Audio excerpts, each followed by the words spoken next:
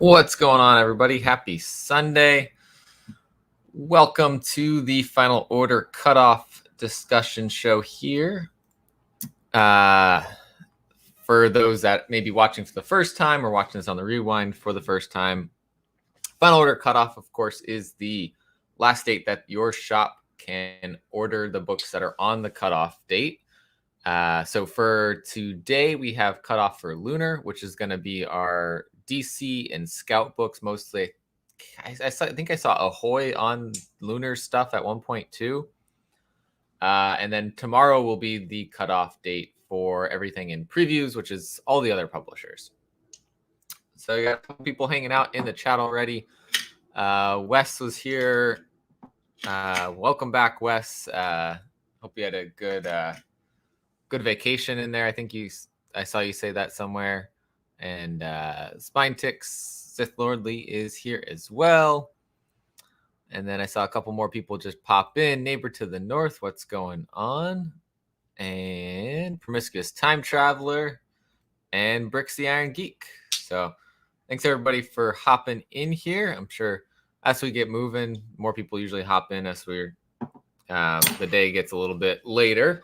So we will start getting things kicked off here. And I see Soul Twice just popped in, and Lewis, Shadow Rabbit, Clay Guy. What's going on, guys? We're gonna kick it off here with Lunar to talk about stuff that is on cutoff today. So let's start it off here. We've got some trade paperbacks. It looks like that they've got coming out. I think these are targeted for younger audiences here with Amethyst and Batman and Robin and Howard. And then we've got Batman Catwoman issue number 7 of 12. I feel like there might have been a little break after issue 6 of this one. And as always, Lunar is just not wanting to load images today. So issue number 7 of 12, Tom King writing this one, Clayman doing the art and the cover art on this. I don't know what Lunar's doing today. Their images just don't ever want to load. But yeah, halfway through the series, I've heard really great things about this from, like I said, from Tom King writing this one. We got one variant here as well. Travis Charest doing that cover. And then we've got a hardcover for volume 6 of Batman Detective Comics here. And then this one introducing us into the Batman Fear State event that's going to be occurring. We have Batman Fear State Alpha issue number 1. It's a one-shot. Of course, James Tynion writing this one, as he has been writing the series. Riccardo Federici on the art on the interiors, and Ben Olivier on this cover here. We got the return of Poison Ivy here. We've got a lot of things going on. Peacekeeper 1, Scarecrow doing a lot of different things. We got not Punchline. We've got Miracle Molly and Harley, looks like teaming up with Batman to fight back against the magistrates. So a lot going on here. This is Peacekeeper 1 there. Looking like he's coming for revenge. And then we've got a 1 in 25 Jorge Jimenez cardstock variant here with Peacekeeper 1 and Scarecrow on the cover there. And there is a team cover, which, this is store has to order 250 copies minimum in order to order this one. And then it's open order after that. It's Francisco Matina doing a foil cardstock variant here, wraparound type of cover. And that takes us into another Batman Fortnite comic here, of Batman Fortnite 0. Batman Day Special Edition. Seems to be for Batman Day. But the one thing that I will note here with this Batman Fortnite is it doesn't mention anything about a code for the game, which is the reason that first Batman Fortnite got hot. Unless there's news otherwise, last time they did mention it in the description that there was a code to redeem in the game. I don't see that happening here, so probably not something that'll happen. Looks like stores have to order 25 of them, though, to get them. It says bundles of 25. Not sure what that's about. But there is a 1 in 4 Rockefort black and white variant and a 1 in 20 Rockefort monofoil variant. Yeah, it doesn't look like it. Now, they might not have put it in there and then surprise there's going to be a code. It's if you're big into Fortnite, it may be worth picking up just to find out if they end up doing that. There's also a Batman Nightwatch Bat Tech Batman Day Special Edition. Again, bundles of 25. So two different things for Batman Day coming up there. We also have Batman the World Batman Day Special Edition. Brian Azzarello and Lee Bermejo doing this one. And then it's got stories by international creative teams from across the globe: France, Spain, Italy, Germany, the Czech Republic, Russia, Poland, Turkey, Mexico, Brazil, China, Korea, and Japan. So a good international team there. All of these Batman Day things seem to be $625 as the price tag, which is weird. Yeah. It's the Batman week. Everything on here essentially is Batman, because we also have Batman Superman 2021 annual number 1. Jean Lewin Yang writing, Paul Pelletier, Francisco Francavilla doing art, and Brian Hitch doing this cover, which I do like, this wraparound kind of flipped cover situation. That's pretty cool. And then they do that again with this cover B by Francisco Francavilla, if it wants to load. But yeah, they do it again here where it's split and flipped, so you could put them together. Buy 2 of them, put one back to back. It's a $6.99 price tag, though. It's a cardstock cover there. We do have something from Scout in here. We've got Black Cotton, the last issue here, issue 6 of 6. Patrick Foreman and Brian Hawkins writing this one with Marco Perugini on the art. And this will conclude the first arc of Black Cotton, meaning there will be more arcs, it looks like. Also coming from Scout, from the Black Caravan imprint, we have Broken Souls Ballad, written by Massimo Rossi and art by Ludovica Serigati. This is issue 3 of 4. I really enjoyed issue number 1. Issue 2 should be coming out very soon.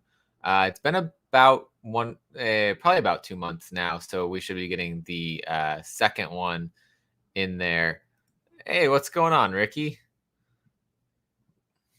Yeah, so it looks like Black Cotton's going to have a potentially a second arc there. But yeah, Broken Souls Ballad's excellent story too. And yeah, 3 of 4 here. And another one from Scout, Corset, issue number 1. This one looks really cool. We have world famous fashion designer and inventor.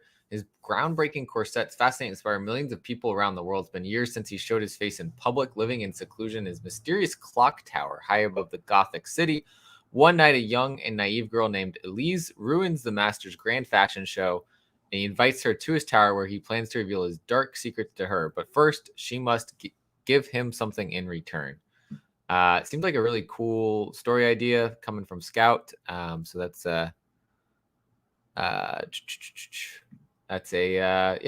one I'll be picking up to check out how this story starts out. It's I believe ongoing. I don't remember it saying there was a number of issues on this one, and it's not a non-stop book, so it's not going to be collected into a trade paperback after that. We got TM Nerdy here. What's going on? And then, so the other thing, these comic tags. This is something new that Scout is doing, where you get, I believe this is a full trade paperback in this one, because it says Volume 1 comic tag. So you get a digital story, but it's also essentially a collectible card. So this is says it's a gift card / credit card shaped plastic card that has a unique scratch off code that allows the user to download a PDF copy of the graphic novel pictured on the card. These cards are attached to a mini comic book shaped hangable backers that open and close just like a mini comic book. I don't know if that's $24.99 for all 10 of them. I think so, because it says bundle of 10. Because the bundle of 5 then is $14.99. So then the shop will sell it, I guess, for however they want to sell it priced there. But yeah, should be getting a full trade paperback digital through the little card, and it's got a little collectible to it. So we also have Green Lantern 2021 Annual #1. Welcome to the Sinestro Corps, Jessica Cruz. With an awesome cover by David Nakayama here. So it looks like she's no longer a Green Lantern, went to the yellow. They also have the comic tag bundles for Gut Ghost Volume 1. And then Harley Quinn is getting her annual as well. Stephanie Phillips writing, David La Fuente on the art. So it looks like they switched up artists for this annual. It's got a similar vibe to it. They say plus a major new Bat villain is going to be in this. So that might be something interesting to keep an eye out for. Derek Chu still doing the cover Bs, and they've such good covers, phenomenal covers.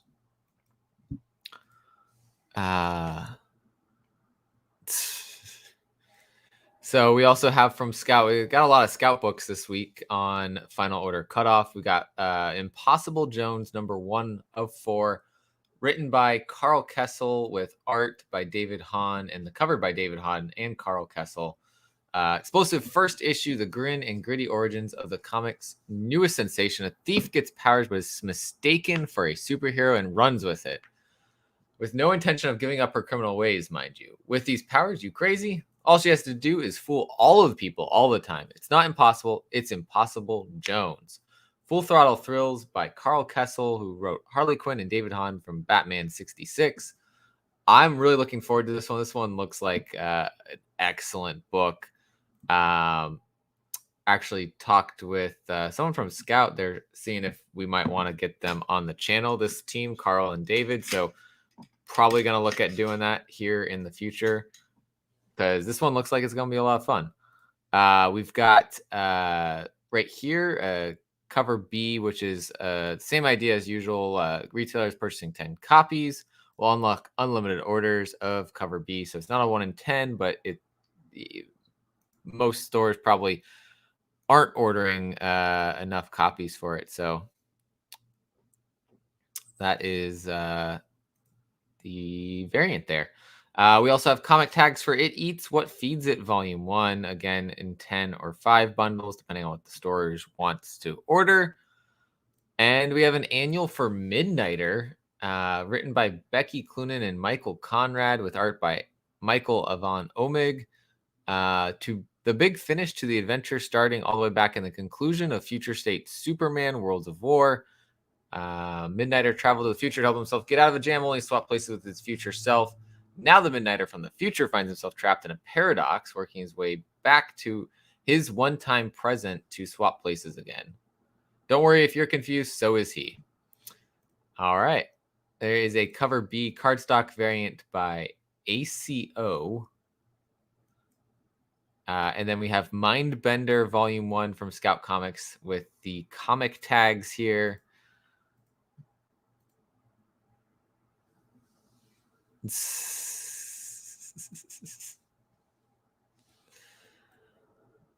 And that takes us into another Scout book here, Phantom Starkiller #1, getting a 4th print glow in the dark cover. This one's phenomenal.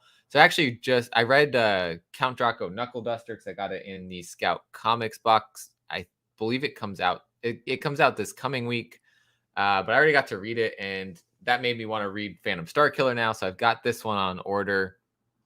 Also, So Phantom Starkiller is just one issue that leads into then Count Draco Knuckle Duster, which then is going to lead into another one issue story about a different character in the world. And it's great. I don't know why I didn't pick this up originally, but really enjoyed it, and definitely looking forward to reading Phantom Starkiller now. We also have, what is this? This looks like this might be, let's see, Second Coming, Only Begotten Son. This has to be an Ahoy book. Richard Pace. Yeah, this is probably Ahoy. Yep. So Ahoy has made its way into Lunar as well. I think we saw that a couple weeks back. There was a book that I wasn't sure what publisher it was. And so that's interesting that Lunar's picked up another company here, and they're on the Final Order Cutoff over here. Trade paperback for Sensational Wonder Woman, and then we have Solar Flare getting some comic tag bundles, and Stabbity Bunny getting some comic tag bundles, which leads us into Suicide Squad 2021 annual #1. Robbie Thompson writing, Dexter Soy doing the art. Everyone questioned how the teen calling himself Connor Kent came to be recruited into the Suicide Squad by Amanda Waller. But as Superboy sneaks into the bowels of a top-secret Task Force X black site, what he finds changes all he thinks he knows about himself and his history. Oversized annual alters everything for the only hero on the squad and makes him question what to do next now that he knows the truth behind his origin. So changing up origins seems like a interesting move to do, but maybe explaining why he's part of the Suicide Squad right now. And that also, speaking of Suicide Squad, takes us into Suicide Squad Get Joker issue #2 of 3. Alex Maleev doing this awesome cover here. Brian Azzarello writing with Alex Maleev and Matt Hollingsworth on the interior art on this one. This cover B, though, is pretty killer. Jorge Fornes right there doing that awesome Joker skull cover. And then we have the Mall Volume 1 comic tag bundle and the Source Volume 1 comic tag bundle. So Scout Comics going big on these to see, get a different way to get people access to the comics. You don't have to go buy the digital copy online. You can buy a physical thing to go with getting your digital comic. It's definitely an interesting concept. I'm very intrigued by that. But yeah, that's their first batch that have shown up on Final Order Cutoff. They've had them on their website for a little bit, and I know some people have ordered them and gotten them already, but I haven't heard any, public opinion yet on whether people are really loving it or not. Well, I'll take us into yeah, Zoom School peppered in with comic books. That's how we got to do it. Over to previews. So previews due date is tomorrow for these comics. So make sure, by tomorrow your shop knows if you want these. What's going on to PS Family Unlimited Comics. We'll start out with Image Comics here. I believe this comic had ended, but we've got a one-shot back in the world. They're returning to the world of beauty for a 48-page special showcasing the finale of the groundbreaking horror series right here. And Commanders in Crisis is finally reaching its final issue, issue 12 of 12. Let's see, that one's the series finale. So that should be the end completely of it. Doesn't look like it's planning to come back, but you never know with Scout Comics. Sometimes they're not Scout, Image Comics. Sometimes they do have them go away for a little bit and then come back, but it seems like it was really gonna end on issue 12 here. We also have a hardcover from Ed Brubaker and Jacob Phillips and Sean Phillips doing some of the art too. It's part of the Reckless world that Brubaker does. This one's called Destroy All Monsters. There is also a hardcover book plate here bundle of 20 with a different cover for it as well. All right. Moving on, we've got Firepower issue number 15. I was hoping this arc was not going to be as good because I was trying to find a way to hop off of it, but it's been excellent since this started. The issue 13 and 14 and bringing in the serpents has been so much fun. So I am sticking with this one still for the long haul, probably. The art by Chris Samney has been great. The story from Robert Kirkman's been awesome. So, yeah, that is issue 15 there. And then Geiger issue number, I think we're looking at number 6 here. Jeff Johns, of course, writing with Gary Frank on the art. Brad Anderson doing colors. This is the end of the story arc for the first part of the story. It's going to continue after this. Sneak preview, though, of their next upcoming title in the Geigerverse and much more. So this story is going to continue, but they're building a bigger storytelling world here, it looks like. So definitely one not to miss if you're wanting to see more of this world. Maybe if you're even looking to pick up the trades or something, you might want to pick this one up just because they're introducing another title, it looks like, in the Geigerverse. All right. Couple covers here. This one's pretty cool. By Simone Bianchi. Yeah, it's pretty cool. And then 2 more covers here. Eagle and Frank doing some variants. We also have Hey Kids Comics, Volume 2, Profits and Loss, number 5 of 6 by Howard Chaykin. Honestly, never looked at these ones. I think I say that every time. It's looks pretty interesting, though.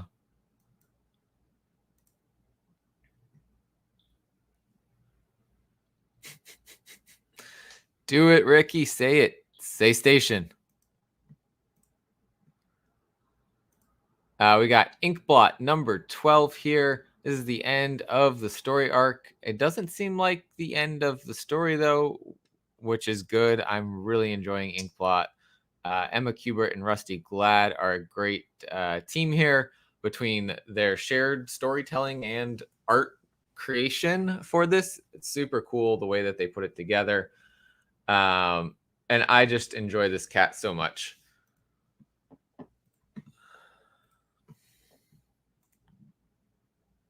We also have Lighthouse, Jules Verne Lighthouse, number 5 of 5, wrapping up this mini series. Here, I heard some good things about it. I did not get on it just because of the number of books I was already reading. But yeah, it's a great sci-fi story from what I have heard. We also have Sweet Paprika, issue number 2 from Mirka Andolfo. I thought issue 1 was great. I'm probably going to just find, the covers that are cool. This one's actually pretty good for the Mirka cover. This one I think is probably my favorite of this round. Stepan Sejic doing this one with the shadow in the background there. If it wants to load, I thought this was a pretty cool cover. We also have some more covers here. We have a Guillaume March cover for this. Guillaume March's art is phenomenal. We got Trent Stewart here. What's going on, Trent? Welcome in. Yeah, absolutely.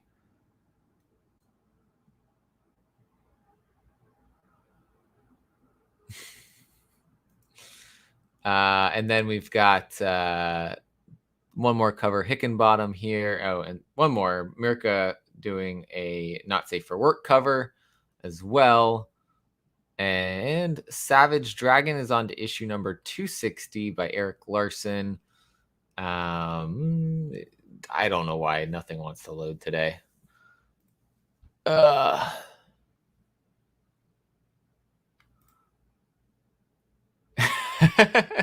Yeah, it is true. The lunar stuff, nobody's here for the lunar. And I don't know, it could be timing, people doing stuff on their Sunday mornings or what it is. But people are more interested in nothing wants to load here. What is going on? People are more interested. There it goes. In the stuff in previews, I think. And good afternoon to Comic Crack. Welcome in. Maybe they just they see, oh, not doing lunar. It's safe. We can come on in.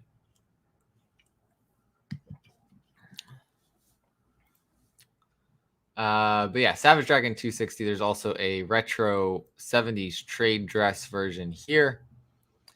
And then a big one here. We've got Spawn 321.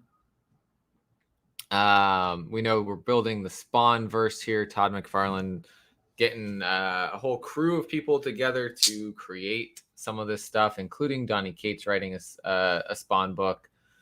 So lots going on here. Bjorn Beren's doing this awesome cover, and a cover B here by Todd McFarlane as well. Yeah. Previews world's laggy. Lunar's usually worse, but today previews, and then on top of that, streaming probably slowing it down even more. But yeah, it's just laggy. But yeah, here's the Todd McFarlane cover, looking pretty cool. Let's see what else we got. We have a Francisco Matina cover here. Always doing great covers for Spawn, although I feel like he has similar covers that end up happening with what he does. And then if you guys miss Stray Dogs, don't miss this. This is the trade paperback for Stray Dogs. Tony Fleece and Trish Forstner doing an excellent job with this. With Tony Rodriguez also providing, I think, the colors, and I think might have done some layouts as well. And Brad Simpson doing the colors. Tony Rodriguez, I think, doing more the layouts and all on this. But if you missed reading this story, this is your chance to get it a little bit cheaper than paying for all of the crazy prices on the books that's happening right now. And Tony and Trish are amazing people. Such a great story, and it's just, yeah, prepare to have your heart ripped out during this story, but it's great. What's going on? We got Six Face Comics here. I don't think trade paperbacks should have exclusive covers. That seems weird to me, because the point of a trade paperback is really just to read the story. But that's me. I'm not picking up any of them. Some great covers. Tony and Trish did some awesome art for some of those variants. They also had some other people doing covers. Trade paperback to me is a reading, an instrument for reading a story that you didn't get to pick up the individual issues for. So I would not want to pick up I don't want to pick up any of those covers. I mean, the art's awesome. It's awesome art, but it's, to me, why pay $30 or more for the trade when I could pay $15, $20 and read the same thing? I don't know. I think it went a little crazy. I think the success that the book has had was well warranted, though. And so Image, I think, partially was just trying to make a cash grab a little bit. But yeah, Undiscovered Country number 15 here. I haven't read this since probably the first story arc, so don't know what's going on anymore. But this is an awesome cover here by none other than Jenny Frison. Of course, that's why I like this cover. And then Walking Dead Deluxe issue number 22 here. Tyrese and Michonne growing closer. I believe it was just a couple weeks ago. The first appearance of Michonne popped out in the color version. So she's more integrated into the story now by issue number 22 here. Let's see. Moving into Dark Horse, we've got some hardcovers here. Art of Maya and the Three. We've got Beasts of Burden, Occupied Territory, which I've heard was an excellent story. We've got Berserk Deluxe Edition hardcover. And then Black Hammer Reborn issue number 3 here from Jeff Lemire and Caitlin Yarsky. If it wants to load. Yeah. But yeah, more stuff in the Black Hammer world here. And a cover B by Fiona Stephenson. It's going so slow. All right. We'll keep it moving. We've got some more trades here as well. We have Gru meets Tarzan, issue 2 of 4. I didn't even know Gru meets Tarzan number 1 came out. We have legendary Tarzan artist Thomas Yeats swinging in to help. Plus the rougher toe backup strips occurring in the back. All right. From there, we got a new one from Dark Horse here. Mark Guggenheim writing with Eduardo Ferrigado on the art. This one's called Last Flight Out, number 1 of 6. With Earth rendered uninhabitable, humanity has chosen to evacuate to the stars. But with just 24 hours left until the last arc designed to evacuate Earth's residents leaves forever, its designer's estranged daughter goes missing. Mark Guggenheim and Eduardo Ferrigado tell the story of an absentee father trying to make amends with his daughter during the end of the world. Seems like a pretty interesting one. Gru and Tarzan came out last week. It's just not one I'm paying attention to, so I probably completely missed that it had come out. But this looks pretty interesting. Interesting story.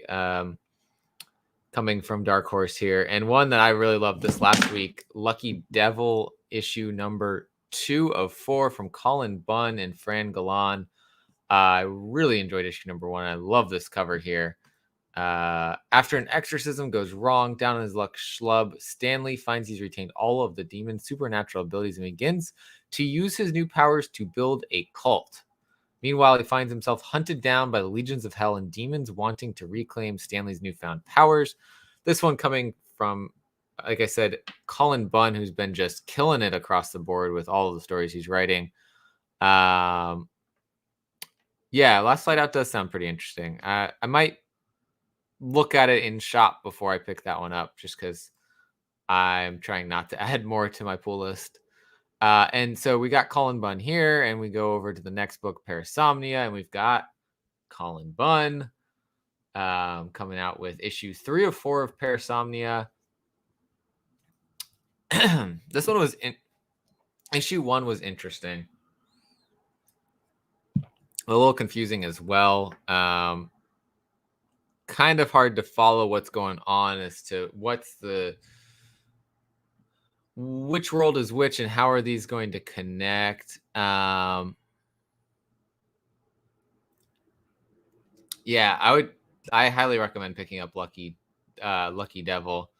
But the last Flight Out does look really good. But like I said, yeah, trying to not add too much to the pool list. I'm trying to cut back a little bit. Yeah, Parasomnia number 3 of 4. There's a cover B here as well if it wants to load quicker. Patrick Reynolds doing the art on the cover B. Twisted Dream World, a nameless stranger battles nightmares in his hunt for his missing son, while in the waking world, the boy's parents, find their lives falling apart. As the search for his son in his dreams carries on, a bizarre plot is uncovered of children being used as bait for monsters. We also have Plants vs. Zombies hardcovers. Dark Horse definitely has a mix of a lot of random things in here. Different. We got an Umbrella Academy boxed set with a $55.97 price tag. I don't know. I guess that's all 3 volumes right there, boxed together. Looks like maybe different cover art there, or art that might come with it. What is this trade paperback? I haven't heard of this. Tremor Dose, Michael Conrad, Noah Bailey. Collects the original digital series. So it used to be digital, and they put it into a physical copy here from Michael Conrad and Noah Bailey. Okay. Kind of intriguing. Also, we've got The Witcher, Witch's Lament, number 4 of 4. So that one from the video game is wrapping up.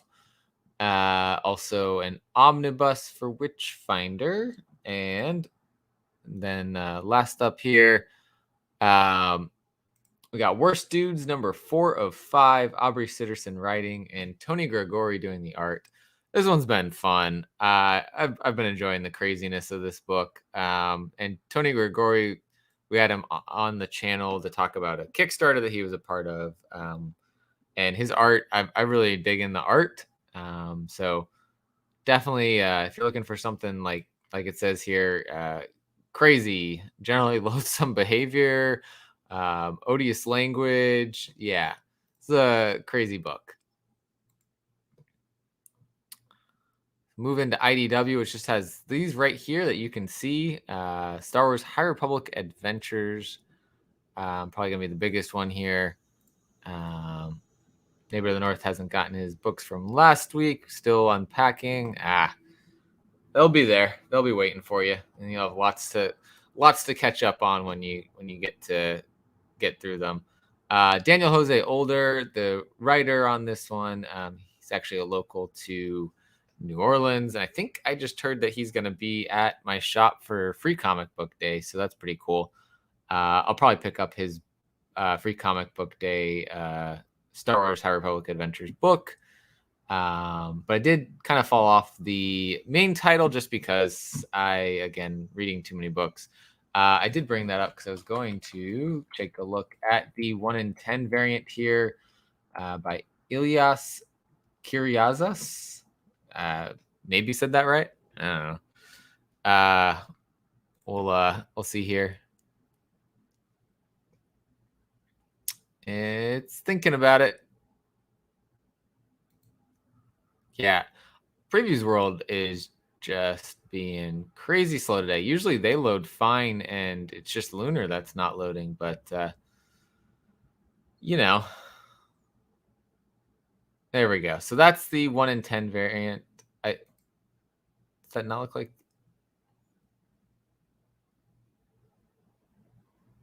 Okay, so they uploaded the same exact art for the 1 in 10 variant. Good job, guys. All right. Good job. Leave it to Diamond to mess things up like that. Also, over here, we got Transformers King Grimlock number 2. We've got a cover here, here by Alex Horley. We have a cover B, also by Ilyas Kyriazas. Probably saying that somewhat right. There's that one. That actually looks really cool. And there's always a 1 in 10. It's IDW.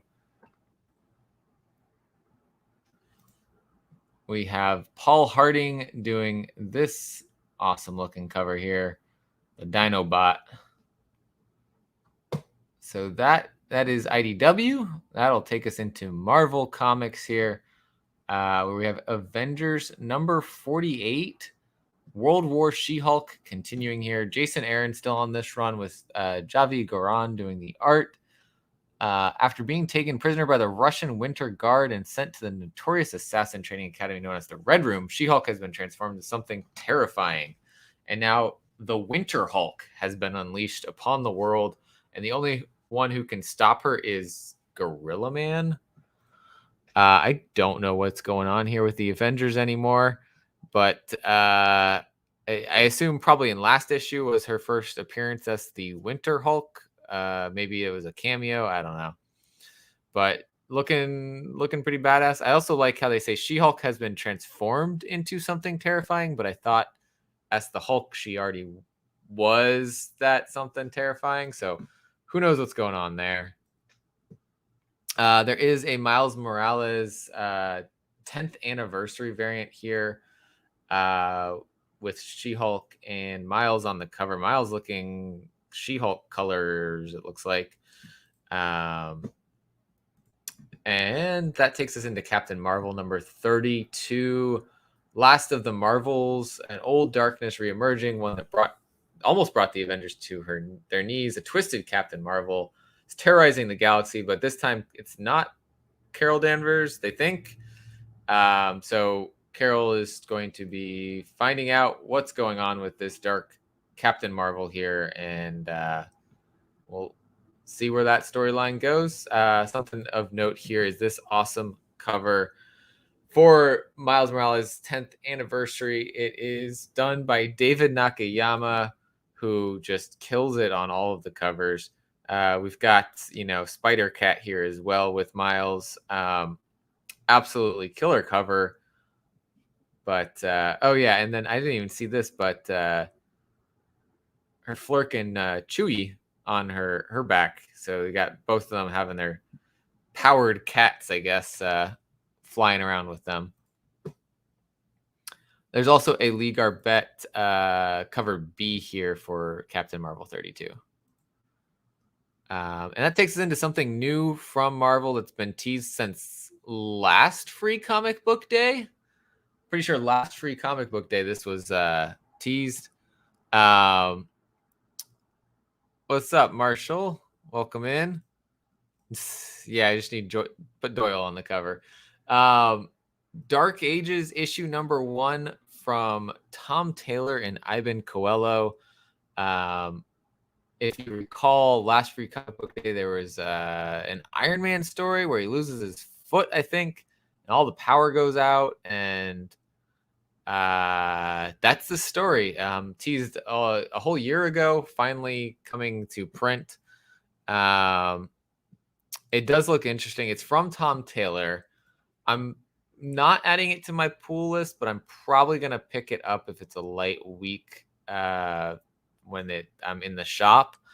I love Tom Taylor's writing, and Ivan Coelho's art is awesome.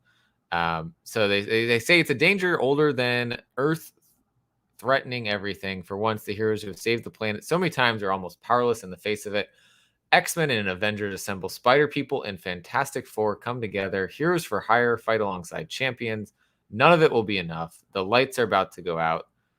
The world outside our window is about to end. And this could. They do these events that you think, yeah, this could change things, and never seems to. But hopefully, this does. We've got a Black Blank variant here. We've got a Gleason Stormbreakers variant here. It looks like a trading card for Spider-Man. And then we've got an Inhuck Lee cover with Captain America, I think Spider-Man, and who's the other one on the cover?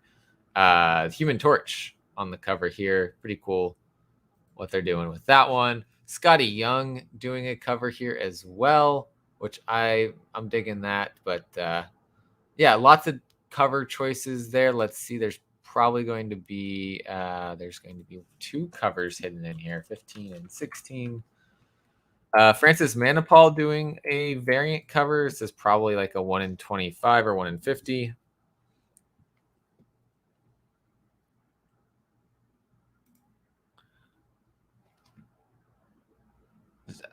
See, I don't know if why do we think it's Apocalypse? I'm curious about that.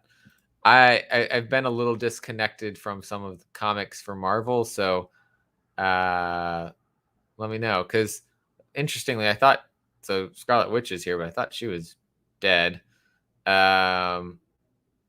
Vision,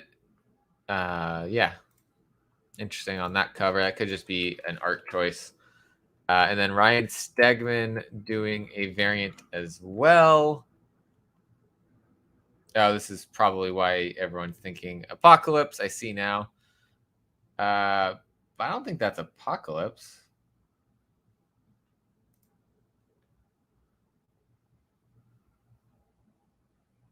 That looks like a well, that looks like the Infinity Gauntlet right there.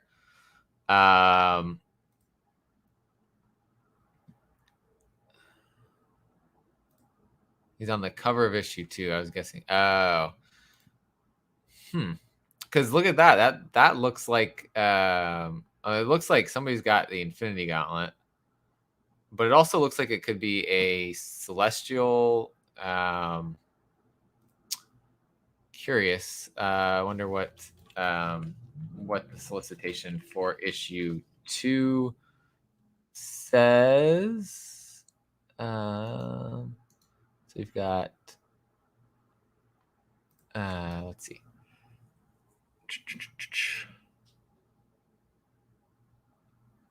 Has Marvel made Dark Ages canon? Isn't it? Is it outside the main continuity? Yeah, that's the threat for sure. So let's see. Apocalypse is on the cover here, but it does say it's been years since technology ended. It has been years since the age of technology ended in a single moment, like a switch has been flicked off for the entire planet. Now, Earth's heroes attempt to bring humanity together in the darkness.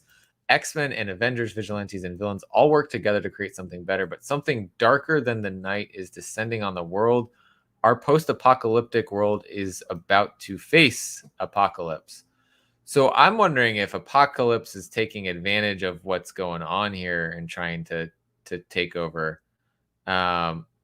This has to be out of continuity because it looks like we have a little spider person, maybe. Yeah, definitely out of continuity. This has to be out of continuity. And that one has a X-23 Wolverine variant. But yeah, interesting. Not sure. It definitely sounds like it's out of canon.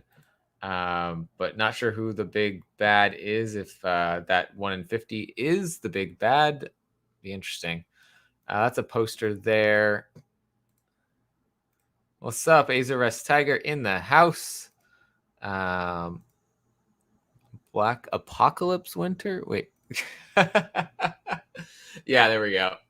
Well, I mean, hey, they could bring the Black Winter in, right? Keep it out of continuity. There's no telling. We got another Peach Momoko story here. Demon Days Cursed Web #1. It looks like we're gonna have Silk, if I'm not mistaken. There, maybe we've got Black Widow in here as well. Let's see, spiders and wolves and yokai. Oh my.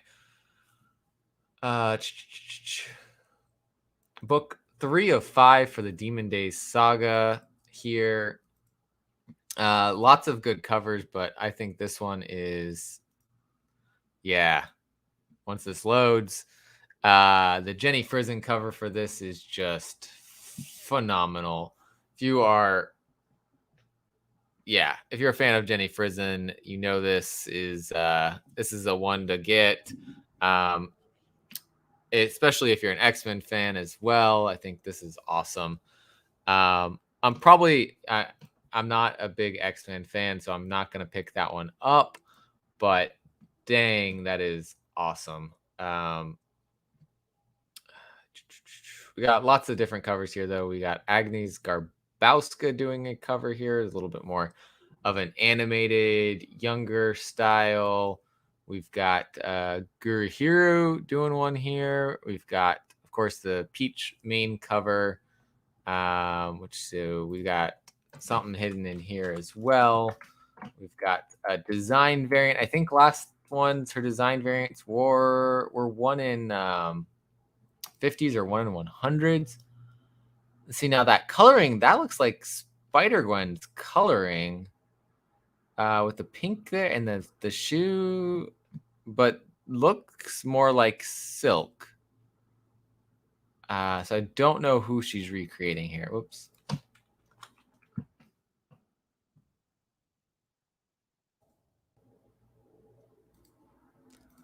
And then we've got a Virgin variant of her cover A as well.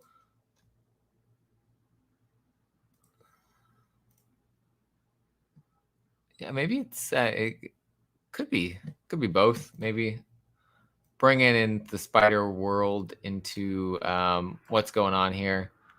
There is a Ron Lim variant also, but no art for that yet. And then a Yoon variant. Yeah, it could be. This is definitely Silk right here. But that other it could be Spider Gwen and Silk together in this. This is pretty cool too. Um, I may have to read this just because of the characters that it's involving, in which case I might end up picking up that cover. But we'll see. That'd be again a when I'm in the shop if I am looking to get something. This is a big Marvel week for Final Order Cutoff, so lots of issue ones, 60th anniversary issue here for Fantastic Four. Dan Slott and Mark Waid writing this with John Romita and more on the art. The entire King bloodline is out to destroy every era of the Fantastic Four. How can Reed, Sue, Ben, and Johnny hope to survive the simultaneous attacks across their lifetimes by Ramatut, the Scarlet Centurion, King the Conqueror, and King's final descendant, the Sinister Scion? Join the Fantastic Four and some special surprise guest stars as they join forces with Dan Slott for the celebratory adventure. It'll never be the same again, which I've heard this a million times. Plus, Mark Waid and Paul Renaud deliver dramatic new insights into the origin of the fabulous foursome in an all-new anniversary tale. The fact that King's involved in this story is probably going to get some interest on it. Gwilk. Yeah, Frizen, I love her style, what she's doing. We've got some variants. We got the Natiz Marvel Games variant, which has got Super Scroll on it. Really realistic looking there. We got the whole team listed on the back cover there. We've got a wraparound cover, it looks like here, by John Romita Jr. Once that loads. Yep. We will have King's. I think that was on FOC last week or the week before, so that should be coming out very soon. Yeah, Super Scroll on that one cover. We've got, there we go. The progression of them kind of through the years. So that's pretty cool. See him do that, and then there's a Betsy Cola variant here as well. While that loads, let me look.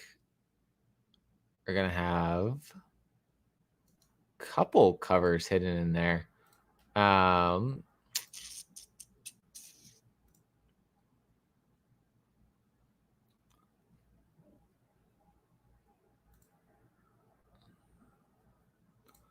Yeah, so here is one with just Invisible Woman on the cover there. But yeah, we're going to shift over to some other covers that look like they're hiding in here, meaning they're ratio variants. Elizabeth Torque doing this cover here. Wants to load. That would be awesome. There we go. So we got the Fool family there with Franklin and Valeria as well. And then another one here. This is a Jack Kirby Hidden Gem variant on this one.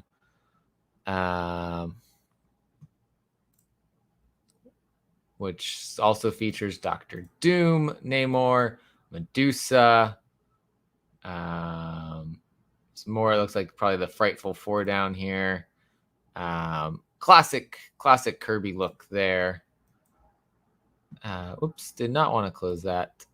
They did 12 and 13, so let's look at 14. Paul Renaud, I think, did I look at that one already? Nope. That'll be the last one here. There's the Torque was here. Sorry, that one I already looked at, but Kirby and the Renaud one here are some ratio variants. So yeah, that takes us into Hellions number 15, and there is a Stephanie Hans Psylocke variant here. What's up? We got El Guavaz here, and hanging out. Let's see. Yeah, Sinister Secret. Psylocke's secret deal with Mr. Sinister will cause a schism within the Hellions. Also, Tarn the Uncaring wants his stuff back. Awesome cover by Stephanie Hans on the variant. And then there's a cover A here by Steven Segovia. Pretty cool cover there as well. It's a poster. We also have Khazar, Marvel Tales number 1, reprinting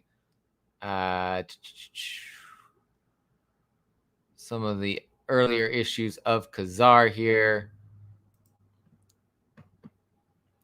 And another event that's going on right now within, yeah, super dope Psylocke cover there.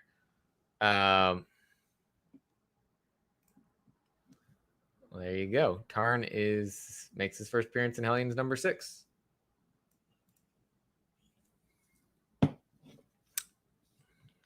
The cover A there.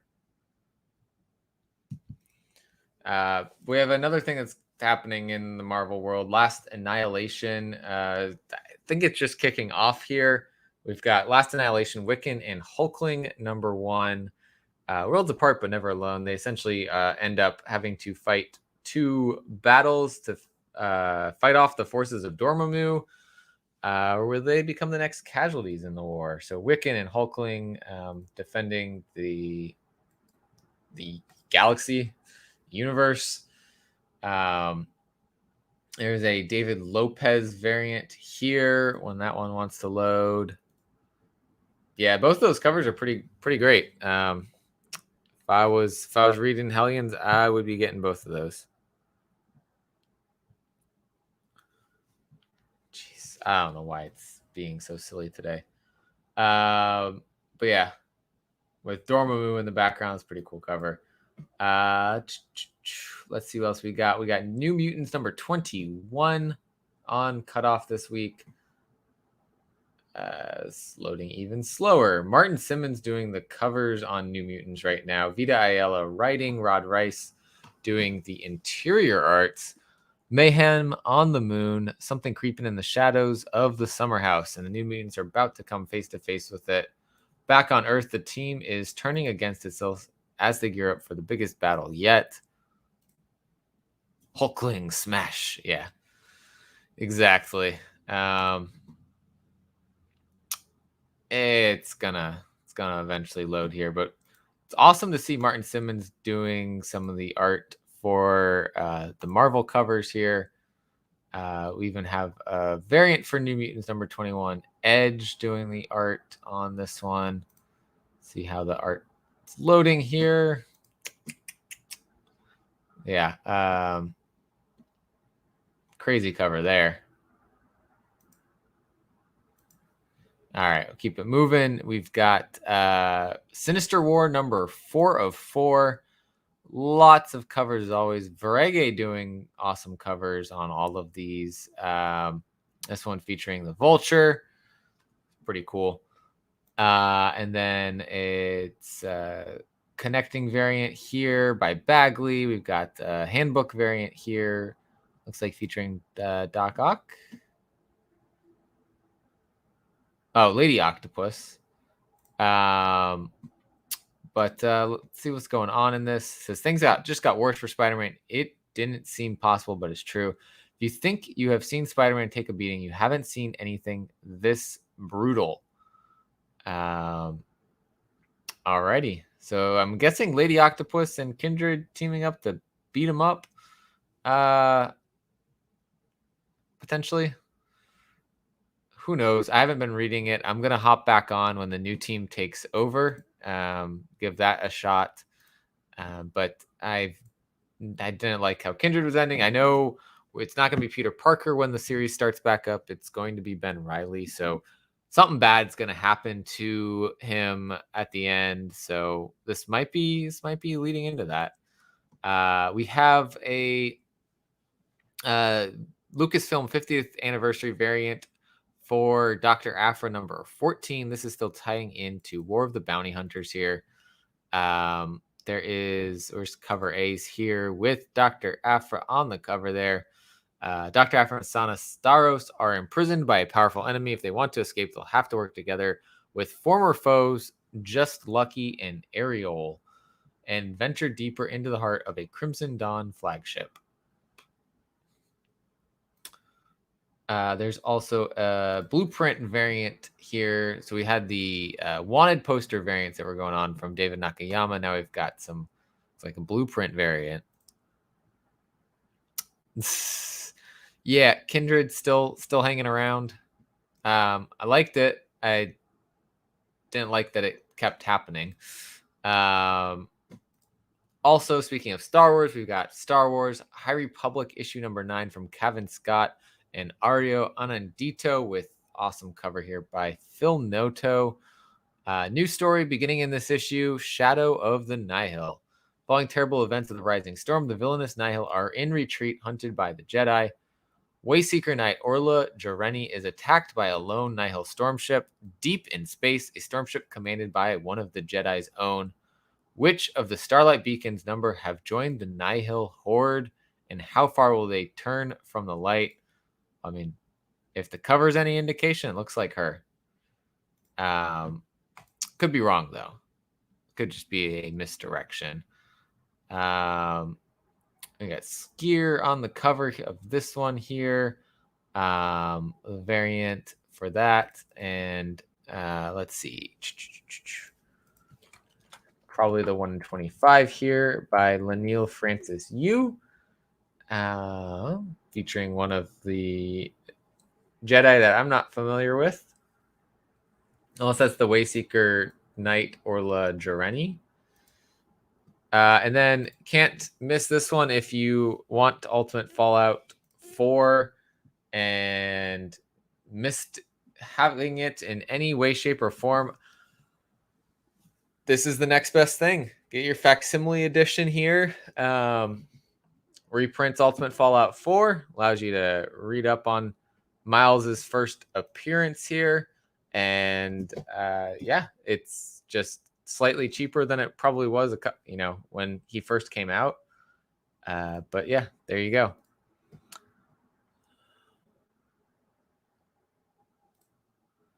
Sith's been digging where High Republic and Adventures have been going.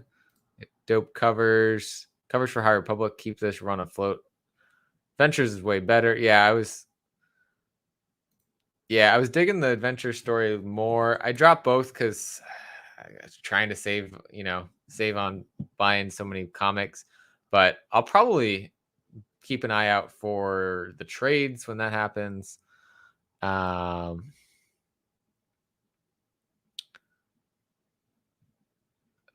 Wait, which one do you need? We've got Web of Spider-Man number 4 of 5 here. Worldwide Engineering Brigade are in for a surprise. Who's big, green, and usually angry? Spidey and the team are about to find out. It sounds like Hulk. But we've got Moon Girl. It looks like Squirrel Girl also now part of this crew. The dude from Iron Man 3 as well. I'm assuming you need the Miles. Forgot what I just put up. We also have a Greg Land variant for this one, which looks pretty cool here. I'll let that load a second. Spidey hearts. Yeah, that was pretty cool. Definitely has got the Greg Land style here on the cover.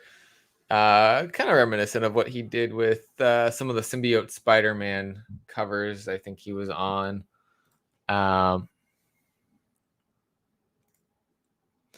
Would love to be able to go to Avengers Campus, but yeah, not right now.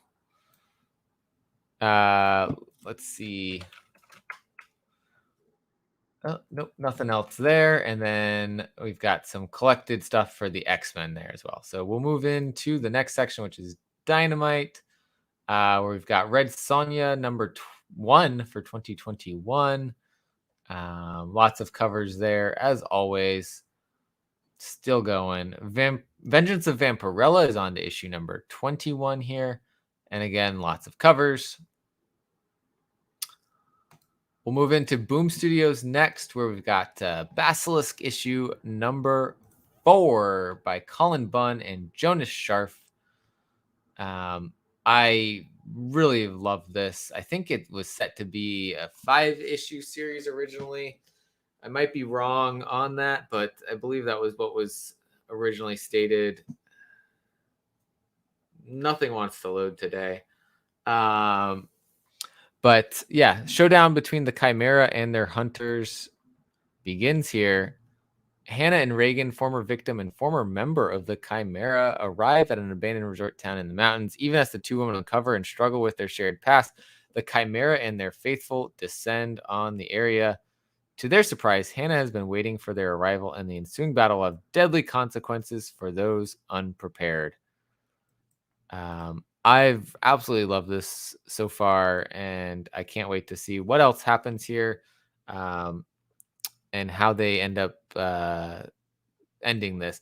It wasn't originally. I don't know if suddenly it is ongoing now or not, but it was not planned to be an ongoing series. It used to say, I thought, out of 5 in the top. It doesn't say it now, but I kind of see how this shouldn't be ongoing, because it seems like we're about to hit a definitive ending. But at the same time, I love the world and what's going on here, so I would not mind if it stuck around. But with Colin Bunn doing so many stories as he is, I can't see that it's going to go beyond 5 issues. He sticks to 5-issue stories generally. We have a Raphael Albuquerque 1/25 variant here, and a 1/50, which is a Virgin variant of the cover B for by Declan Shalvey. I doubt they're doing higher ratio, but there is an unlockable, which is a version of the cover A. So it's a 1 per store. Buffy the Vampire Slayer with a Justine Franny cover here. Phenomenal art as always.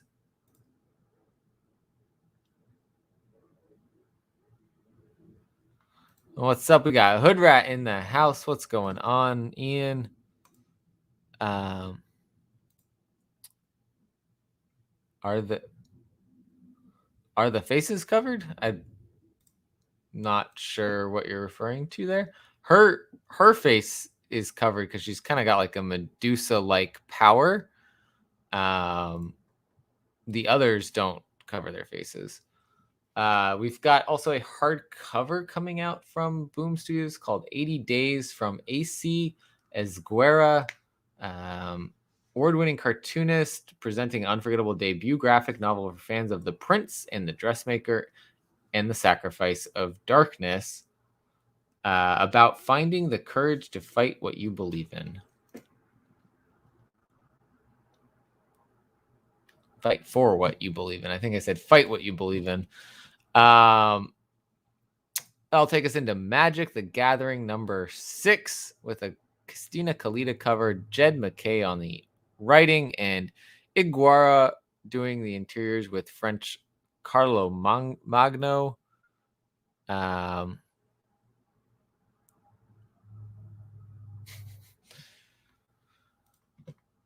We've got a cover B here by Vincenzo Riccardi. Done some pretty cool covers for, I think he had one for Department of Truth and one, forget what the other comic was that had a Riccardi cover recently. While that's loading, I'll start opening that one too.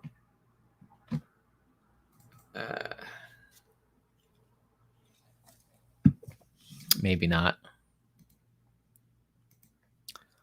But yeah, pretty cool cover there by Vincenzo Riccardi. It just doesn't want to load. And then we've got the hidden spark variants. So instead of the hidden planeswalker variants, it looks like we're gonna have a trade version, a black and white version, and a virgin version of this cover here. This one's still not gonna load. All right, we'll move on.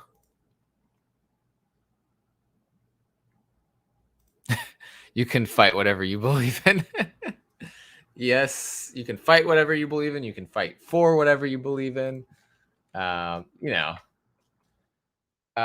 going to be a 1 in 10 Iguara variant here as well. Yeah, dope artwork on the Magic covers. Wish they would all, actually load. If Previews World would just stop having a crazy time right now. Here we go. Here's one of the Planeswalkers, I believe, is what we've been getting on these covers by Iguara for the 1 in 10s. And there's usually a 1 in 25, 1 in 50. Sometimes it goes further. Christian Ward doing the art on the 1 in 25 here. Let's see. Of course, Christian Ward doing amazing things with that background there.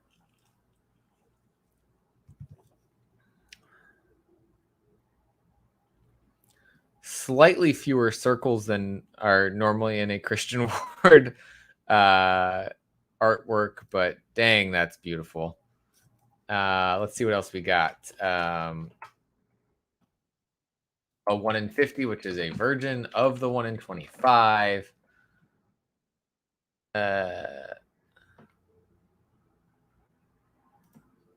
They just released a D&D Magic set. Yeah, I heard about that. Okay, so we stop at the 1 in 50 there. Yep. Yeah, I'm not going down that rabbit hole. If I did, I heard there's an app you can play Magic on. That's kind of my limit of what I would do involving Magic. 1, cost of cards. 2, just finding a place to keep all those cards as you start buying more and more of them. In addition to comics, it's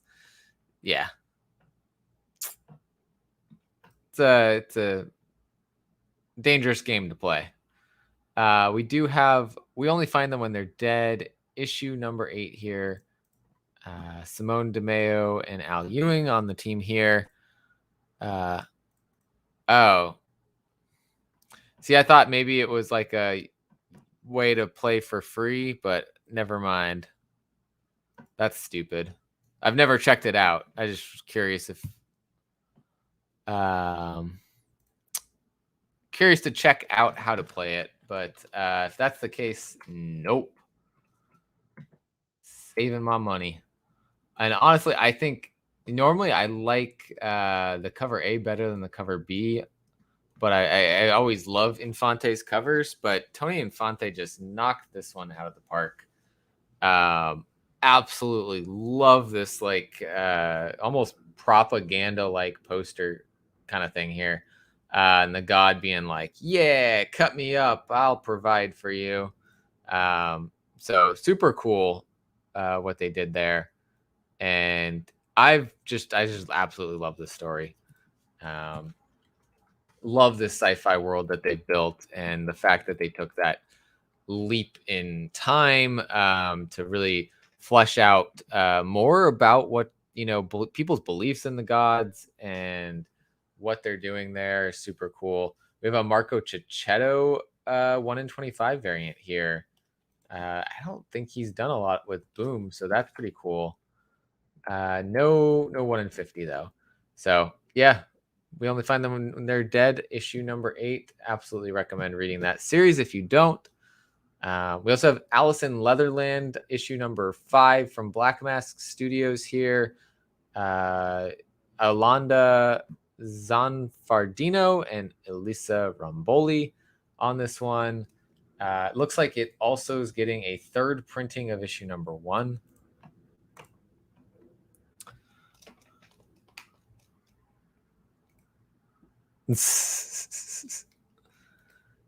uh, So moving in, we've got Almost American #1 from Aftershock Comics here, inspired by the true story of husband and wife Russian spies who typically wouldn't live long enough to tell such a tale. And they had the guy on Aftershock's YouTube channel a couple weeks back who created this Jan whatever that says there. Jan Newman, I believe. And then Ron Mars writing, Marco Castillo doing the art with Russ Wooten on the cover here. 2008, husband and wife Russian intelligence operators walked into the U.S. Embassy in the Dominican Republic in order to defect, making a deal to trade secrets for new lives. But instead of the American dream, Janosh and Victoria found themselves caught up in red tape, bureaucracy, and turf wars between the FBI and CIA, all while their past tries to kill them. Based on the real-life story of real-life spies, Almost American is written by comics master Ron Mars in close consultation with the Newmans, with art by rising star Marco Castillo. I'm really intrigued by this one. Definitely picking it up. With Aftershock, there's usually a variant here, and there is done by Juan Doe. Whew. That is freaking awesome. Okay, I see you. See you, Aftershock. Yeah, sounded really good.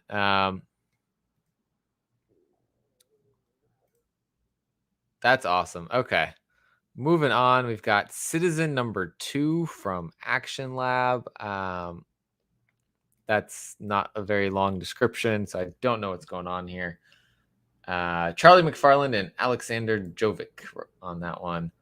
We got another new one here from Vault Comics. This is just a big FOC week, guys. Lots of new things coming out. We saw a lot from Marvel having #1s. We've seen now Aftershock with a #1, Vault with a #1. I'm really looking forward to this one. Deadbox, Mark Russell writing, Ben Tiesma on the art. Welcome to the town of Lost Turkey, where the main source of entertainment is a cursed DVD machine that seems to know more about the fate of its citizens than they do. Pretty ominous sounding. We've got a cover B here by Corin Howell. There that is. Looking super creepy. I love this. Really looking forward to this one as well. It doesn't look like there's any ratio variants or anything with this, which is different. So yeah, I'm really looking forward to picking this one up and reading it. We also have a trade paperback of Devil's Red Bride from Vault. And then also from Vault here is Engine Ward issue #12. Yeah. Time has come. Is this the end or just a new beginning? As Gemini fractures and Virgo is undone by her own hubris, Joss finds an unlikely ally willing to risk their life for her cause.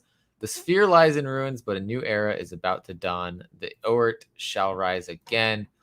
I thought this might end at issue 12 because they were featuring each of the Zodiacs on a cover, but maybe it's not ending. It's kind of sounding like it might keep going.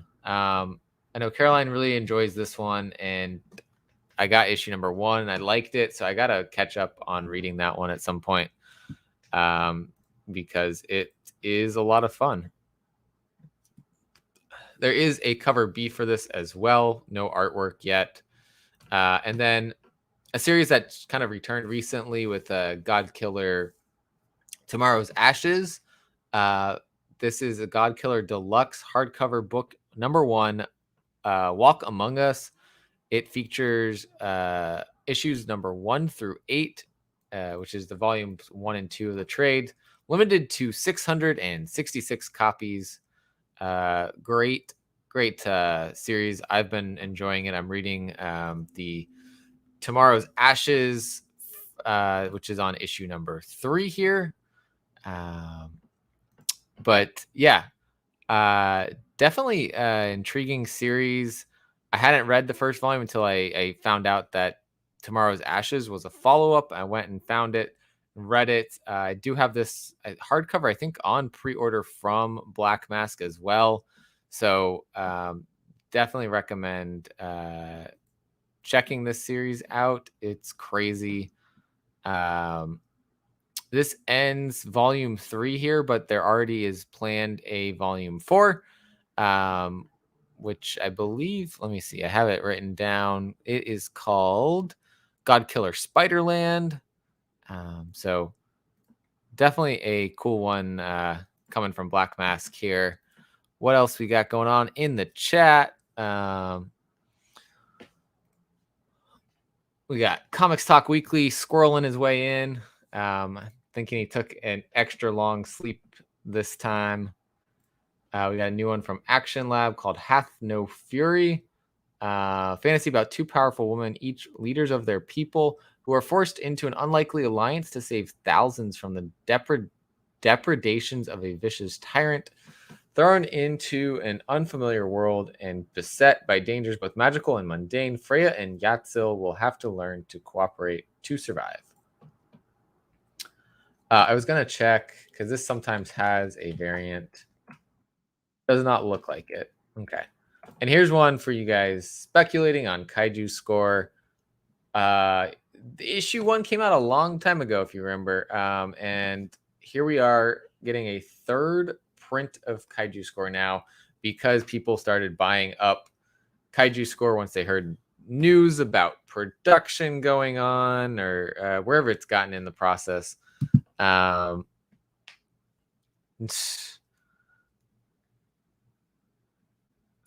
yeah, black and white version of the cover, essentially, with Kaiju just left in color.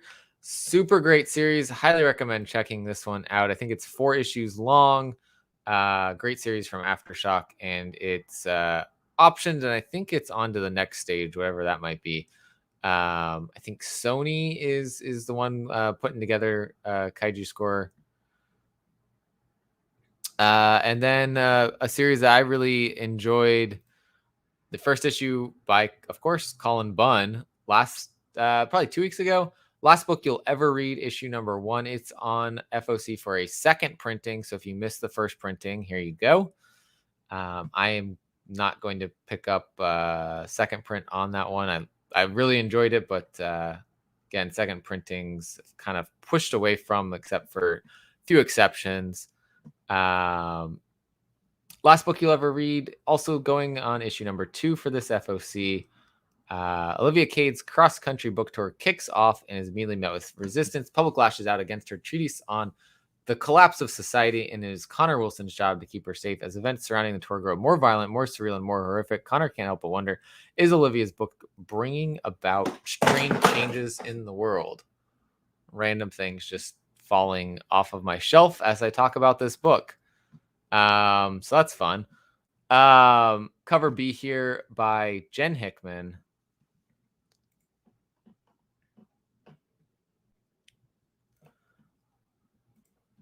And that brings us, keep moving here.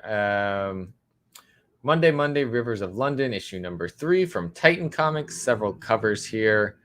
And takes us into having, so Scout Comics has, they went to Lunar to get on FOC, but now it looks like they have an FOC with previews as well with Diamond. So this is kind of cool to see some of their books. It's different books on FOC at different distributors, so got to keep that sorted a little bit. But Night of the Cadillacs, number 1 of 2.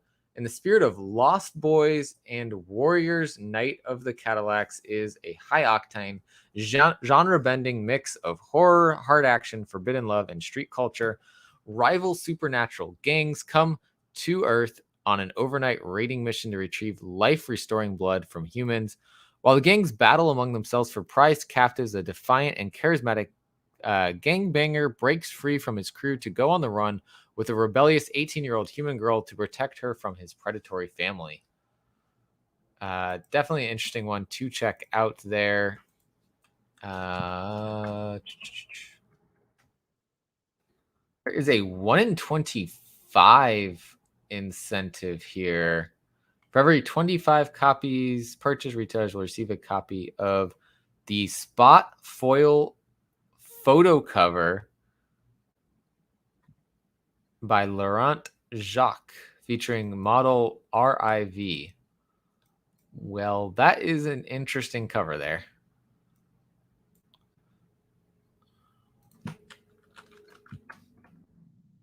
And that's it there. Yep. Yeah, Dead Box looks pretty cool. Not gonna lie.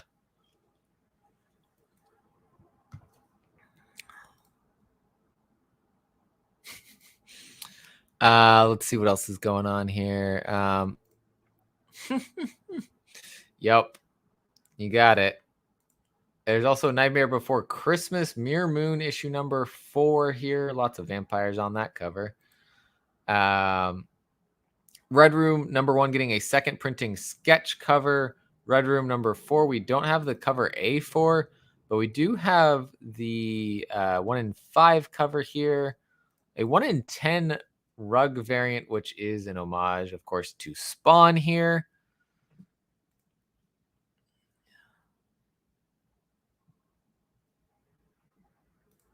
Sounds like a movie that horror review guy would do a review on.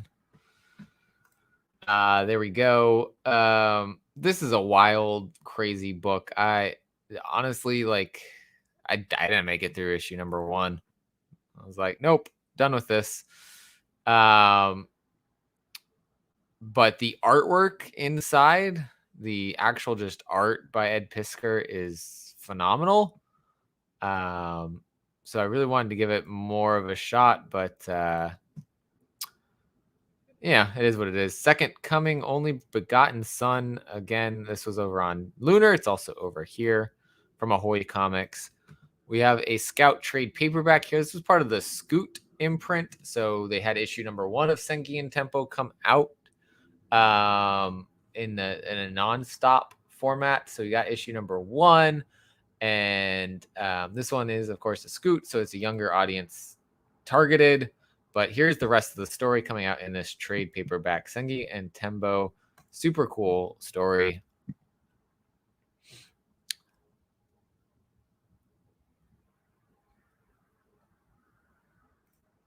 Also, trade paperback, we've got Shadow Service, Volume 2, Kevin Scott and Corin Howell. I absolutely love this series. This is a very underrated Vault comic series, I think. We've got lots of supernatural things going on. We've got the MI666. Like, guys, if you aren't reading this, go check out Volume 1's already out in a trade paperback. This collects Volume 2, issues 6 through 10, and is definitely worth you checking this one out. Also in trade, we got the Space Bastards. We got Volume 1 of Space Bastards by Joe Aubrey, Eric Peterson. So if you guys missed the single issues, if you missed the hardcovers that they're selling still on their website, spacebastards.com, you shouldn't miss this, because it's another collection of great story here. Trying to get this to load. It's got the artwork from cover A for issue number 1. Lots of things going on in this. I believe this collects 1 through 6, if I'm not mistaken. Doesn't say here, but I think Eric and Joe were also saying there's extra stuff in this that isn't in the single issues. It's not in the hardcovers. So I mean, I'm getting it for a third time. Gotta have 3 copies of the book. Yeah, I agree right there. Everybody read Shadow Service. Awesome story. And everybody read Space Bastards, because also awesome story. But yeah, this is probably the only time I've ever bought a book in 3 different formats. I bought individuals, I bought the hardcovers, and now I'm going to get the trade paperback here as well. But that takes us into an Artists, Writers, and Artisans AWA Upshot. New title here, Telepaths, issue number 1 of 6. J. Michael Straczynski and Steve Epting. Brand new epic from the comic book legends. an electromagnetic disturbance results in the sudden awakening of telepathic powers in a tenth of the Earth's population. In the moments after the world comes to grip with this development, newly Boston police find themselves sent against a wrongly convicted prisoner who becomes a hero and leader of other telepaths trying to escape a world in which their powers will make them targets. Both are heroes of their own story, and the future may depend on whether or not trust can be found between them. I have mind management in 3 editions. Yeah, I know you're a big mind management fan, Phil. But this looks really cool. It doesn't appear to be set. We've got the powers and everything, but they don't say it's set in the Resistance world. It's a little confusing as to if it is or not, because it is J. Michael Straczynski as well. Oops, I wanted to hit the cover B here. Cover B by Mike Diodato Jr. here. Once that one wants to load. But again, another AWA Upshot powered story. That's not your typical superpower story. So could be pretty intriguing there. That is the Mike Diodato Jr. cover. And we're almost done here. We'll get to this one here, which is a graphic novel from Vault. Let's try this again. There we go. Verse graphic novel, book 1, Broken Half. Fife is your typical apprentice blacksmith, and he knows one thing for certain: magic doesn't exist anymore. Sure, there's the verse, but that's not the same thing at all. Then he meets Nitya, who isn't your typical girl, and everything he knows changes in a flash of, well, magic. Everyone knows magic doesn't exist anymore until magic changes everything. Fife's plan to become an expert swordsmith are interrupted when he meets Nitya, an extraordinary girl unlike any he's met before, primarily because of her horns and amnesia. Worryingly, she seems akin to the monstrous Vel who roam the countryside, but when Fife is attacked by the Vel, Nitya saves him by using a skill thought to be forever lost to everyone: magic. They decide to journey together, seeking the guidance they need to unravel the mystery of her origin. Book 1 of 3-volume series of original graphic novels. This one from Sam Beck, doing story and writing.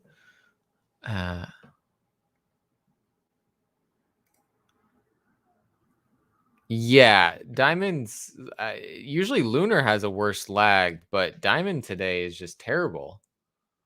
I do not know what's going on there. I'll come back to this, but we've got also a graphic novel called Rassle Castle. I think this one targeted more to the Vault younger readers. There's only one way Lydia can save her brother: wrestling. Yeah, so definitely targeted younger readers. Paul Tobin, Colleen Coover writing this with Galad doing the art. Yeah. Let's dial up. LimeWire downloads. Oh no. 1982 Amazon. Oh my. Oh geez. Yeah, so there we go. We loaded. But yeah, this one is a younger audience Vault graphic novel here, it looks like. But seems like a pretty cool story still, with the fantasy genre in mind there. And then these two here, White issue number 1, going to a 3rd printing now. I know second print was open order, so I guess people still under ordered for it. And then number 2 going to a second printing before set number 2 even hits the shelf, because they again limited it to 2,500 copies. But that is, yeah, no cover art for either of them yet. So essentially, if you are just trying to read it and haven't gotten to, this is probably the best way to do it right now, is get your orders in for the reprints. That is it there. I did want to bring up, because This will be next Saturday. We have free comic book day. Apparently, some places are just giving the comics out early. But for everyone else, it's this Saturday. Though I will say my shop does have this sitting out already, this Turtles thing. Let's go to the comics. So some things to look out for that I'm going to be looking out for. Enter House of Slaughter. Of course, got to pick that one up for Something's Killing the Children tie-in. This one right here, Star Wars High Republic Adventures. Also something to be on the lookout for. I don't know. This is going to be the first story of Donny Cates's Hulk, and with Ryan Otley, and then Jason Aaron and Ivan Coelho still doing Avengers in this story. So maybe worth picking up for those reasons, that first Donny Cates thing. But then we also have like the Namor Avengers here. Like, I don't know what's going on. Crazy stuff, of course. Crazy stuff going on in this. MODOK. There is Hulk, I think, versus MODOK is what's going on. And then, of course, this is still pulling from previews, so servers suck. But also on the lookout here,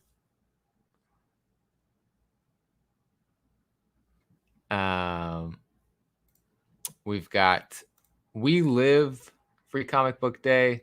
So Anaki Miranda, Roy Miranda on this. Before Tala and Hototo began their long journey, there was the beginning of the end of Earth as we know it. In the days after the bracelets fell to Earth, a group of young friends embarked on a journey to find one of their own. In the Broken Lands, on the adventure of their lifetimes, these friends face the seedy world of bracelet diggers, the dark underground criminals, dealing life-saving bracelets to those who can afford it most. It offers another look at the intriguing world of We Live, a look no less whimsical or heartbreaking.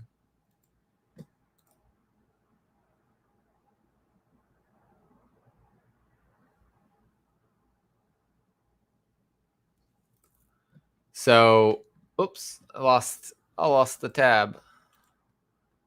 There we go. Let's go back here. So that's the gold comics. I think they have to pay a certain amount and they can get these ones. For me, those are the ones that I'd be potentially watching for. That's 4. I think my shop's doing, you can get 6 silver comics here. Lots of, random smaller press, 10-ton press, people you don't hear too much about. There's some Dark Horse in here too. Avatar Last Airbender / Legend of Korra. Black Mask doing a free comic book day Black and Cal Exit special. Side A, Black interlude. What else was going on the night Kareem Jenkins was shot by police and discovered only Black people have superpowers? And then Cal Exit, Hollywood Babylon. Once California refused to be ruled by the U.S. government, its resistance fighters became overnight celebrities. Zora used her infamy for recruiting, but MEX has other ideas. So that might be worth picking up if you are a fan of Black and White. I think this is one I want to try to find too, from Mad Cave Studios, Bountiful Garden #1. I already have this on my pull list for when it comes out in a month or two. But this will be in shops this week. So taste of the story. Let's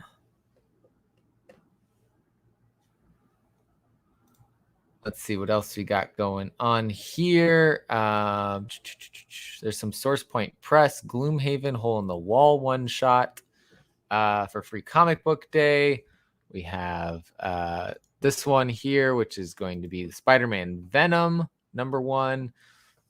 Definitely want to get this one for checking out Al Ewing and Ram V's Venom story. And I think it's probably going to be having, since we didn't really know in when they initially put this out there, it's probably gonna have the new Spider-Man team on the Spider-Man story as well. But they were only revealing the people who are doing the new Venom story. So I'm going to be checking that one out to see, are those things I want to hop on and read or not. There's a free comic book day for Red Room. Overstreet Guide to Collecting. We have a Resistance Uprising from AWA Upshot here. What else we got? We got a lot of different things. Here's two more that are definitely ones to be on the lookout for. Star Wars High Republic Balance and Guardians Wills. Okay. Actually, it says The Edge of Balance, #1. I don't know where that name came from here. But Star Wars High Republic story here. Here, Guardian of the Wills. Never mind. So we've got a lot of Star Wars story going on in this issue. And then Stray Dogs issue for Free Comic Book Day is a must for me, where we get to meet Sophie, dog who can't remember how this is like the usual. But the prologue, where is it? Brand new prologue, that doggy in the window, the unnerving story of the very first dog to ever come to the master's house. And so we're finding out how he started his killer tendencies. Definitely one to pick up there. Not ignore the chat. I just haven't had anything to highlight from you guys. You guys are going on about LimeWire and I don't know. Your hostages say hi, Sparks. Oh boy. I haven't been ignoring you. I've been reading it. Just, you know. What else we got? We got The Boys Herogasm #1. We've got Trailer Park Boys. We've got from Blaze Tresse. What is this? Award-winning comic and soon-to-be Netflix anime series. When dusk arrives in the city of Manila, that's when you become the most likely prey of the underworld. Read it before you binge it. Okay. Bujet Tan and Cajo Baldissimo.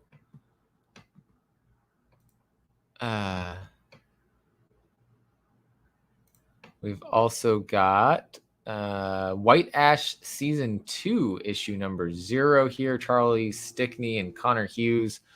White Ash seems like something that I'm interested in checking out. I haven't read volume 1 yet of that, though. So why do I keep closing that?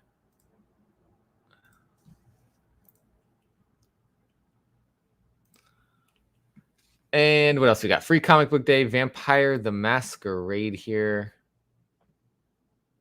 Tim Seeley, Teeny Howard, Blake Howard, Devmalia Pramanik, Nathan Gooden, and Aaron Campbell doing this cover. When Cicely Bain, an enforcer of the Twin Cities vampiric elite, takes a mysterious new vampire under her wing, she's dragged into an insidious conspiracy. Will she be able to escape with her life and protect her aging, Alzheimer's afflicted sister, or will she yet another pawn sacrificed to maintain the age-old secret that vampires exist among the living? Meanwhile, on the outskirts of the city, rebellious found family of vampire castouts investigates vicious killing. It kind of sounds like just this is issue #1 of Vampire the Masquerade. Just doing it for free here.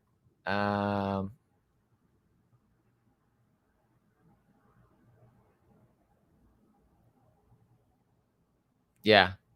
Yeah, this is just this issue 1 of Vampire the Masquerade.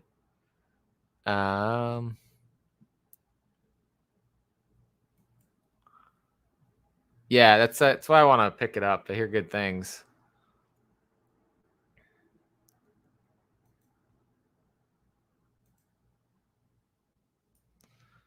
Yeah, if you haven't checked out Vampire the Masquerade, I've read issue #1. I haven't read more, but definitely want to in the future.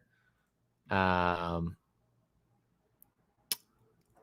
see what else we've got. That seems to be pretty much everything here. There's one more Vault book. It looks like Unfinished Corner, which I think is going to be a graphic novel coming out from Vault. Danny Coleman, Rachel Tuna Petrovich, Jewish mythology has it that when God created the universe, he left one corner of it unfinished. So this is kind of about that. But yeah, this I think is from their new younger reader imprint. They don't say that here, but I think that's the logo for it, and I forget what it's called.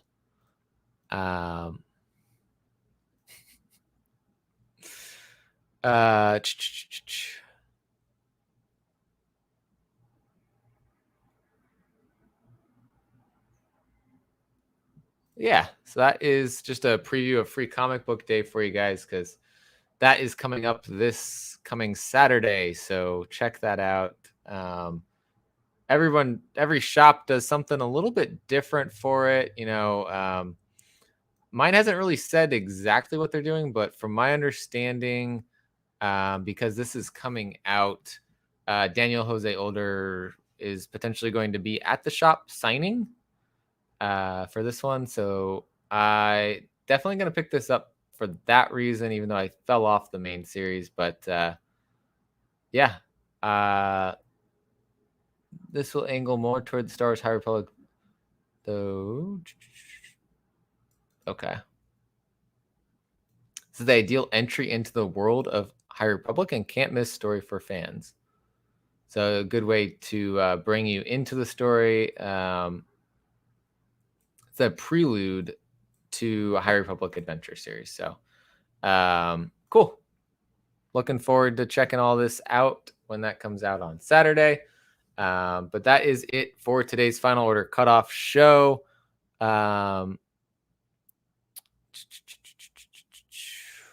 Just catching up on what you guys are saying here.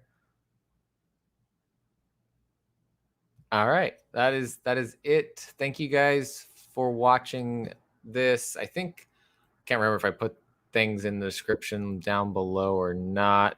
I didn't put our links yet on this.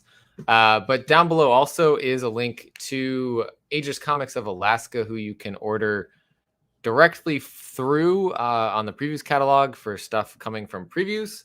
Or you can order from their website and use Sparks 15 to get a discount on stuff from them. Look at this.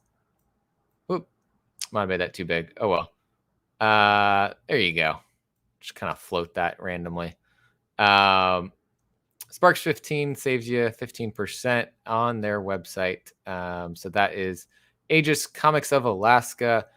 Lou just messaged me and said he just woke up, so he did not join. It's been a long week, it sounds like. So one of these weeks you'll see Lou back on here again, and we'll have some good discussion from what's going on from the comic shop perspective. I'm glad this is helping your hangover, Sith. Dairy Queen's amazing.